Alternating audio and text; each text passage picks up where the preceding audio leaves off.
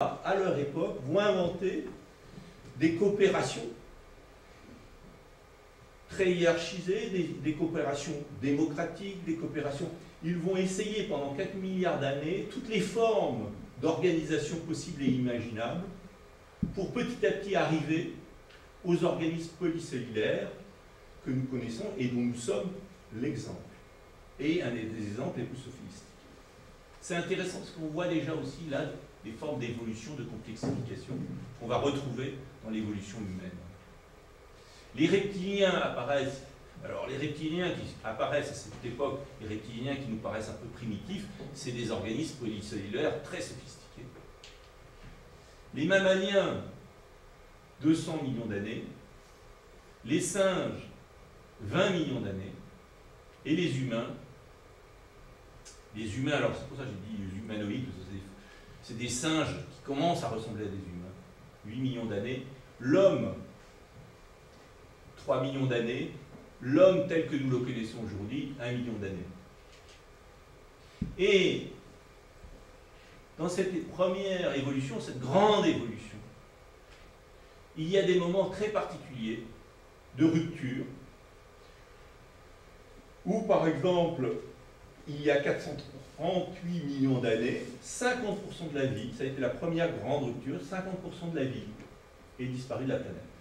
L'une des plus grandes ruptures qu'a connue la planète, elle date de 65 millions d'années, où là, 90% des espèces animales et végétales ont disparu de la Terre, et notamment l'ensemble des dinosaures qui régnaient à l'époque sur la planète. Il y avait des mammaliens déjà à l'époque, mais sûrement pas nous, parce que vous savez qu'on fait partie de l'espèce des mammaliens. C'était des petits rats qui vivaient complètement marginal dans cette société de dinosaures qui dominait l'ensemble de la planète. Et en fait, la fin des dinosaures leur a permis de se déployer. Et effectivement, on est dans un univers essentiellement organisé autour des mammaliens et finalement des êtres humains. Pourquoi je vous ai mis ces chiffres?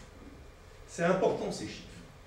Parce qu'il faut que vous sachiez que depuis 10 ans, on est en train de vivre ce que la planète n'avait jamais connu depuis 65 millions d'années.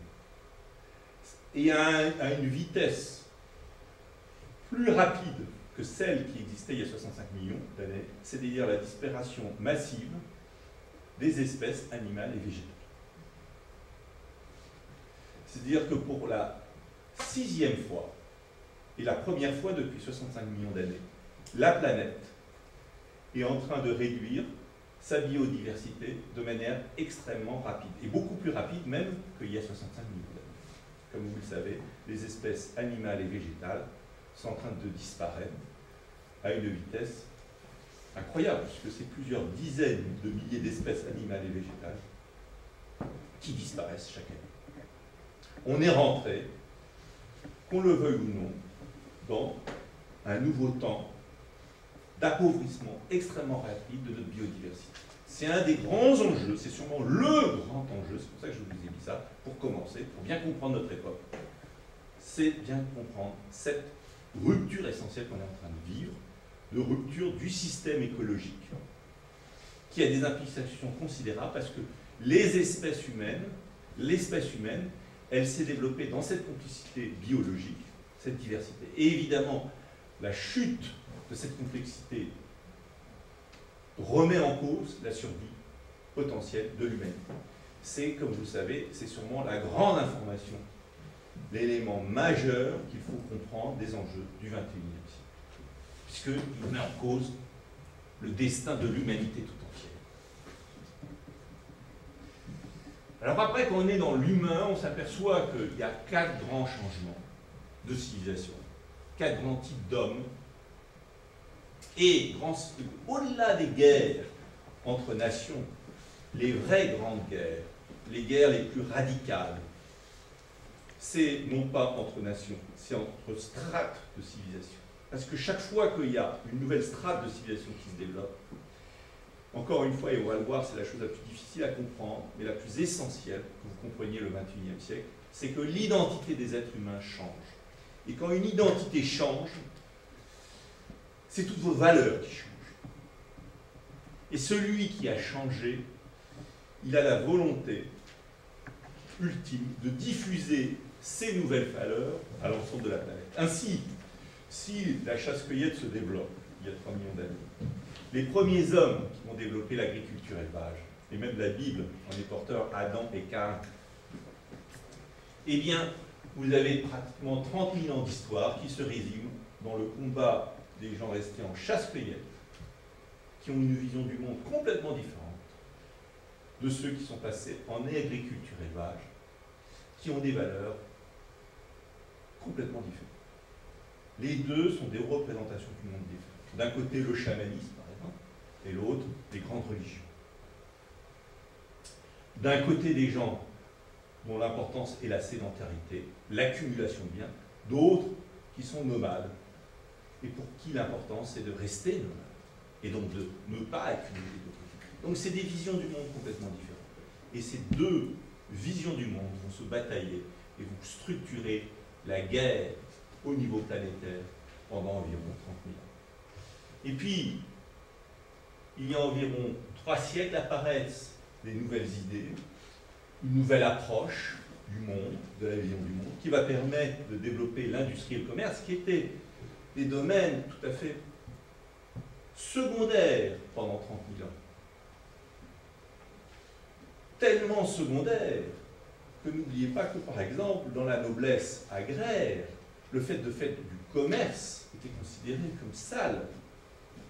On ne pouvait pas être noble et faire du commerce. Travailler, la notion de travail qui nous paraît tellement évidente, s'invente, le mot même travail s'invente au XVIIe, au XVIIIe, au moment du début, des prémices de l'ère industrielle. Donc tout ça pour vous dire que l'humanité a connu déjà des changements de civilisation. Et on date très précisément le basculement, on bascule d'une civilisation agraire dominée à 90% par une activité agraire avec très marginalement de l'industrie et du commerce, à une activité essentiellement industrie commerciale. C'est très précisément en 1900 que, par exemple, dans un pays comme la France, mais c'est vrai à peu près au même moment aux États-Unis, en Angleterre, un peu avant en Angleterre, plus de la moitié de la population se met à être engagée dans des activités plutôt industrielles et commerciales. Et là, il y a un basculement, il y a un changement de civilisation.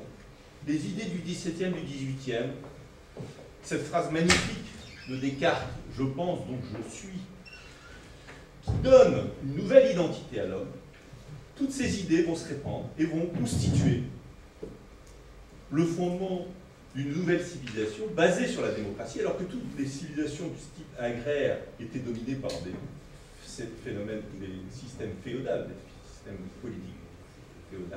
On va voir, à travers l'industrie et le commerce, la démocratie, pour des tas de raisons que je pourrais expliquer si on avait plus de temps, on voit la démocratie se répandre et un nouveau type de civilisation avec une nouvelle type d'identité humaine, avec le fait qu'on passe, par exemple, des confédérations professionnelles où on hérite de sa profession de fils, de père en fils, à la notion tout à fait différente de spécialisation et d'individus qui vont se former et se spécialiser indépendamment de leur caste de naissance.